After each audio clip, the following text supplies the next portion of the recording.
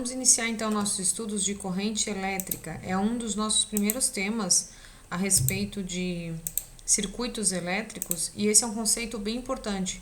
E essa área da física é conhecida como eletrodinâmica. Agora nós vamos ver o movimento dos elétrons, tá? Essa área é importante porque a gente vai estudar as cargas elétricas em movimento. Isso é uma coisa muito importante. O que é corrente elétrica? Corrente elétrica é o movimento ordenado dos elétrons. Então, a gente vai imaginar um condutor e os elétrons passando dentro desse condutor, tá? Eles podem passar tanto em objetos sólidos como gases ou líquidos, tá? Como é que funciona isso? A corrente elétrica ela é estabelecida pelos elétrons que estão livres, aqueles que estão na última camada. Então, vamos imaginar um condutor, né? Esse condutor ele tem vários elétrons, mas eles estão no movimento desordenado. Então, para ter uma corrente elétrica, a primeira coisa que é necessária é um campo elétrico. Esse campo elétrico, ele vai gerar um potencial elétrico.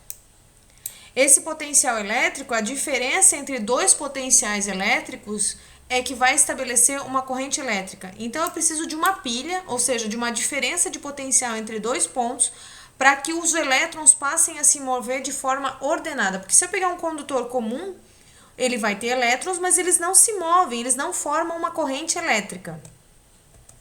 Então, como é que a gente cria uma corrente elétrica? Eu tenho dois polos, um positivo e um negativo. Eu coloco esses polos ligados a um condutor e eu estabeleço uma corrente elétrica, porque eu tenho uma diferença de potencial. Os elétrons vão circular do potencial, do maior potencial para o menor. Ou seja, eu vou dar uma energia para eles. Eles vão chegar num determinado ponto, vão estar cansados e eu vou dar energia para eles. Como é que se estabeleceu o sentido da corrente elétrica? Imaginem o seguinte, os elétrons, eles estariam sempre vindo, né, do polo negativo para o positivo. Por quê? Porque aqui no polo negativo eu tenho vários elétrons. E eles, por natureza, eles tendem a se repelir. Eles vão procurar o polo positivo. Esse é o sentido real, é o que a gente chama de sentido real. É o movimento dos elétrons tradicional, do negativo para o positivo. Porém, se estabeleceu um chamado sentido convencional, que é o que nós vamos utilizar, que é sempre do maior potencial para o menor. Então, vejam só, por que a gente estabeleceu esse sentido convencional diferente do sentido real? Porque a gente não sabia o que estava acontecendo. Primeiro a gente descobriu o sentido convencional e depois se descobriu o elétron e se descobriu o sentido real. Mas nós adotamos o convencional. O convencional é, os elétrons sempre saem do polo positivo e vão para o polo negativo. Claro que a gente sabe que isso não acontece na prática, mas esse é o sentido convencional e o que nós vamos adotar. Como é que nós medimos a intensidade da corrente elétrica? Eu olho para um condutor, eu vejo vários elétrons passando. A quantidade de carga que passa no tempo eu chamo de corrente elétrica. Lembre-se que para encontrar a quantidade de carga, eu preciso do número de portadores, o número de elétrons, vezes a carga elementar. Lembram, né, que a quantidade de carga, a gente já viu isso lá nos primeiros slides nossos. A quantidade de carga elétrica é dada em Coulomb. Mas a corrente elétrica, o que é corrente elétrica então?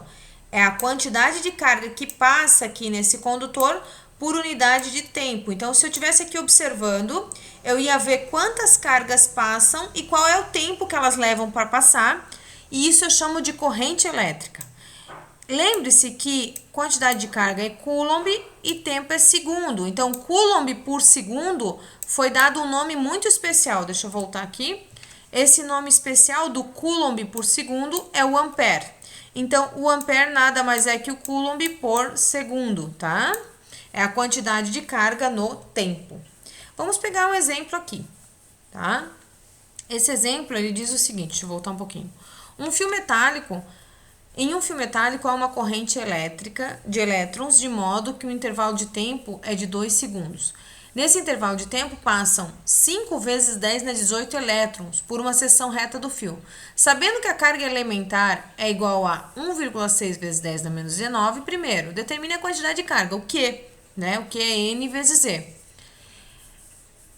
E depois a intensidade da corrente elétrica. Então, vamos lá. Vamos pegar os dados. Nós temos que o tempo é 2 segundos, o número de elétrons é 5 vezes 10 na 18 e a carga elementar é 1,6 vezes 10 na menos 19. Na letra A, para determinar a quantidade de carga, nós vamos fazer Q igual a N vezes Z. Então, Q igual a N, número de elétrons, vezes a carga elementar. Então, isso aí vai ser igual a 8 vezes 10 na menos 1, ou 0,8 coulombs. Na letra B, o intervalo de tempo, a intensidade da corrente elétrica no intervalo de tempo acima. Eu sei que I, que é corrente elétrica, é a quantidade de carga no tempo. Então, a quantidade de carga a gente já calculou, que é 0,8, e o tempo é 2 segundos, ou seja, a corrente elétrica é 0,4 amperes, tá? A novidade para vocês é isso, que ampere é corrente elétrica, que é a quantidade de carga no tempo. Tipos de corrente elétrica. Nós temos a corrente contínua, que ela tem sempre o mesmo valor no tempo. Um exemplo disso, né, são as pilhas e baterias, elas sempre têm a mesma corrente. A corrente não muda com o passar do tempo. Corrente contínua é mais usada em pilhas e baterias. E a corrente alternada, que é o que nós temos na nossa residência. Por isso que às vezes no no break fica fazendo aquele barulhinho. É a corrente alternada. Ora ela é positiva, ora ela é negativa. Os elétrons, eles alternam periodicamente, né, o seu sentido. E isso a gente diz que eles executam um movimento de vai e vem, como se fosse uma mola, tá? Esse tipo de corrente é o que a gente encontra na nossa casa, na nossa instalação elétrica residencial. Vamos ver agora, analisar melhor os gráficos, né? Eu tenho um gráfico para corrente contínua, ou seja, o valor dessa corrente nunca muda com o passar do tempo. E a corrente alternada, o valor da corrente muda com o passar do tempo. O que eu posso tirar de informações do gráfico corrente versus tempo? Imaginem, corrente versus tempo, eu tenho uma base e uma altura. I vezes ΔT. Se a gente lembrar da nossa fórmula da corrente, que é Q sobre ΔT, se eu fizer I vezes ΔT, percebam que eu vou encontrar o Q. Então, o que eu posso dizer? Eu posso dizer que no gráfico I versus T, eu posso tirar a quantidade de carga. E essa quantidade de carga vai ser igual à área do gráfico. Então, vamos usar um exemplo aqui. Eu tenho uma figura, tá? Eu tenho I e T, né? Ou seja, eu tenho um gráfico de corrente por tempo. O que eu posso tirar de informação aqui? Eu posso tirar a quantidade de carga. Então, diz assim, na figura abaixo, temos o gráfico da corrente em função do tempo. Calcule a carga total, o Q, que passa por uma seção reta do fio entre os instantes 0 e 10 segundos. Vejam, ele poderia ter pedido em qualquer instante. Ele poderia ter pedido de 0 a 5, de 5 a 10, mas não, ele pediu de 0 até 10. Então, o primeiro passo é lembrar que a área é igual à quantidade de carga.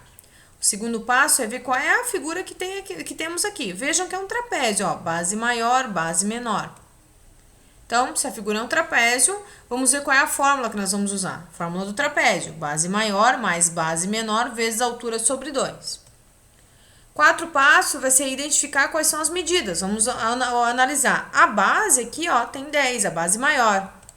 A base menor tem 5. E a altura é 4. Então, vamos substituir. Base maior mais base menor, 10 mais 5 vezes 4 sobre 2. Dá 15, 4 dividido por 2 dá 2, ou seja, 60 dividido por 2, a quantidade de carga vai ser 30 coulombs. É bem simples. Então, informações que nós podemos tirar do gráfico corrente por tempo é a quantidade de carga. A gente também tem que ver algumas questões teóricas sobre corrente elétrica. Uma das mais solicitadas é o efeito fisiológico. O que é isso? É o efeito que ela tem no nosso corpo, no nosso organismo. Então, vejam só, a corrente elétrica ela age diretamente no sistema nervoso. Ela provoca contrações musculares, né? Que a gente chama vulgarmente de choque. O que é esse? O choque, o que ele pode causar de pior? Lembre-se que o nosso coração é um músculo. Então, como ele provoca contração muscular, se eu tiver uma corrente elétrica, por exemplo, que passa de uma mão para outra, eu tenho grande chance que essa corrente elétrica passe pelo coração. E afetando o coração, vai afetar a respiração e a gente vai... isso pode causar a morte de uma pessoa. Então, eu trouxe aqui alguns dados, né? 1 miliampere, milha é 10 na menos 3 ampere, né? Eu tenho uma pequena sensação de formigamento.